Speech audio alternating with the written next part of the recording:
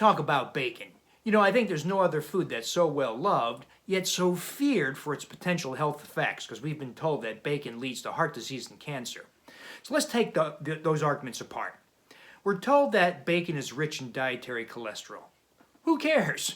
We now know that dietary cholesterol has no impact on your risk for heart disease, has no impact on blood cholesterol measures.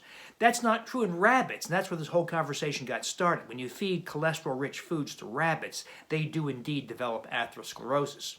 But we're not rabbits, of course, and when we ingest foods rich in cholesterol, it does not lead to heart disease, it does not have any impact on cholesterol measures. So go ahead and have bacon with eggs, no problem.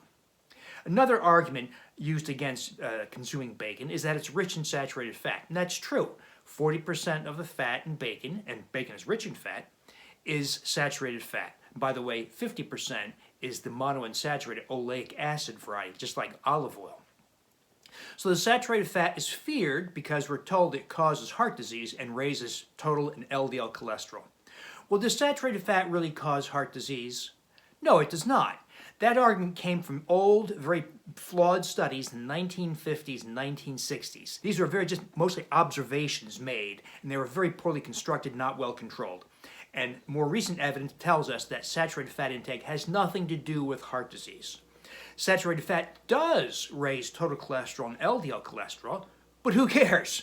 Total and LDL cholesterol are lousy markers for heart disease. Total cholesterol goes up, by the way, partly because the HDL, the good, goes up. HDL is contained within total cholesterol. But the LDL, so-called bad cholesterol, does indeed go up. But the real tragedy of total and LDL cholesterol is that they're lousy markers, yes, but there's superior markers. There are far superior ways to decipher whether you're at risk for heart disease. For instance, advanced lipoprotein testing that fractionates particles in the blood, lipoprotein particles, into their size and number. And that gives you a far more insightful look into what's causing heart disease, such as small LDL particles that persist in the bloodstream for an extended period, are much more prone to oxidation, much more likely to find themselves embedded in the artery and causing atherosclerotic plaque. How about thyroid status, a big contributor to heart disease risk?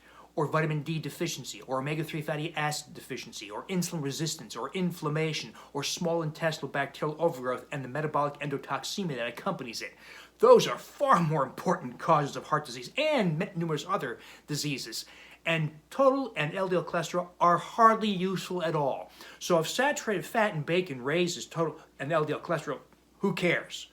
But don't neglect those real causes for heart disease. See my other videos, see my Wheat Belly blog, Undoctored blog, my other and of course my books, if you want to follow that conversation through.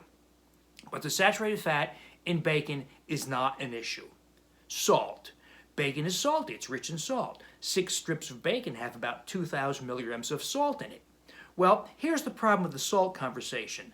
People who explore the idea of too much salt got confused. They confused sodium intake and sodium retention. Let me tell you what happens in my programs, in my Wheat Belly program, my Undoctored program. People go wheat and grain free and eliminate sugars.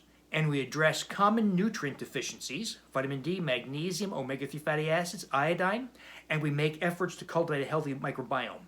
All those efforts, the diet, nutrients, and efforts to cultivate the microbiome, reverse insulin resistance. And when you do that, you don't retain sodium. And if you get rid of the gliadin protein of wheat and related proteins and other grains, you also stop retaining sodium.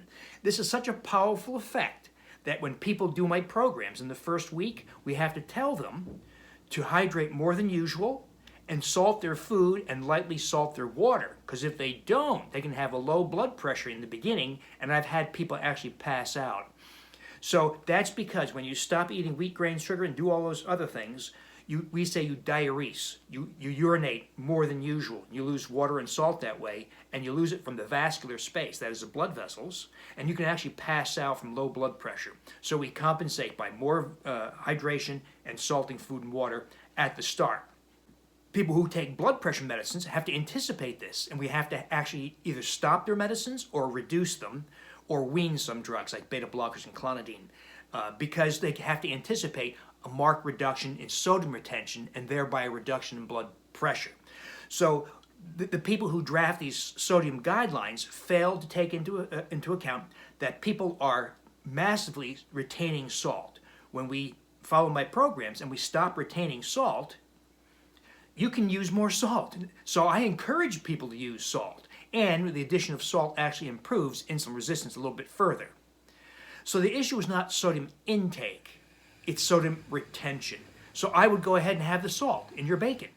Another confusing issue with bacon is the issue of sodium nitrite. So lots of bacon is cured or preserved with sodium nitrite. And sodium nitrite has been associated with colon cancer. Now here's the issue. If you directly ingest sodium nitrite or its related sodium nitrate, they're harmless. They in fact are the precursor, the source for nitric oxide in the body. And nitric oxide is a good thing.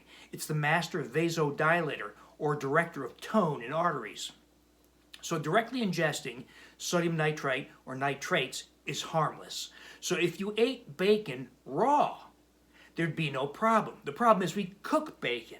So that's where the trouble comes. When the sodium nitrite reacts with the amine group in proteins, it forms nitrosamines, so-called nitroso compounds, compounds like nitrosodimethylamine, NMDA. These are compounds that also occur in cigarettes and have been shown in experimental models, cellular preparations, to be carcinogenic. Now, in observational epidemiologic studies, consumption of cured meats, that is, meats made with sodium nitrite, and then cooked and heated to form nitrosamines and related compounds, has been associated with cancer. It's observational data. Observational or epidemiologic data is weak data. And I criticize those observational studies that are often used to prove cause-effect relationships, and you really can't. Problem is, we can't do a study that will prove a cause-effect relationship because it would take something like this. We have thousands of people eat bacon, thousands of people not eat bacon, and see who has more cancer. No one's going to enroll in that study, and people tend to not stay on track on a diet for a study for a long time. So we'll never know in a true clinical study where people are randomized to bacon or no bacon.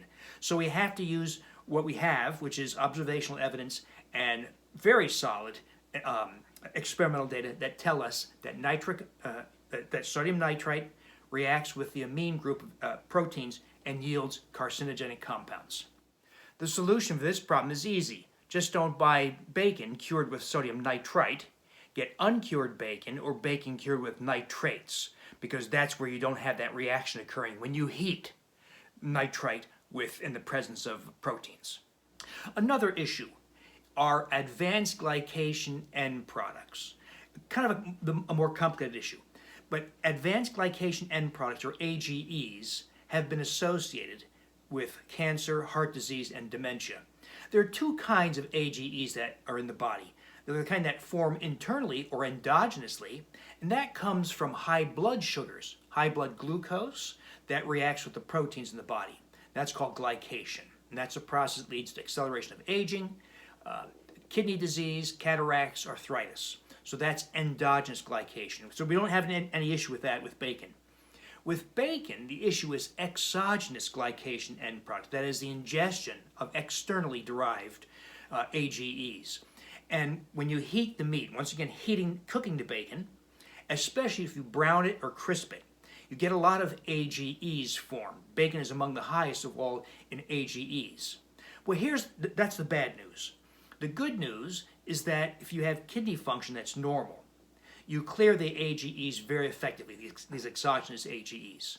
So the real danger comes if you eat bacon, but you have poor kidney function, or you're older and have reduced kidney function, or if you have type 2 diabetes and have reduced kidney function. That's where exogenous AGEs, as well as endogenous AGEs, have real adverse effects.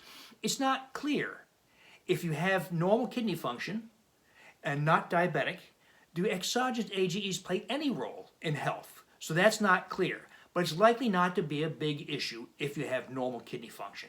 So all in all, the cholesterol, not an issue. Saturated fat, not an issue. Salt, not an issue. Nitrates, you can make a non-issue by simply buying uncured meats, right? Because you don't want to eat your bacon raw.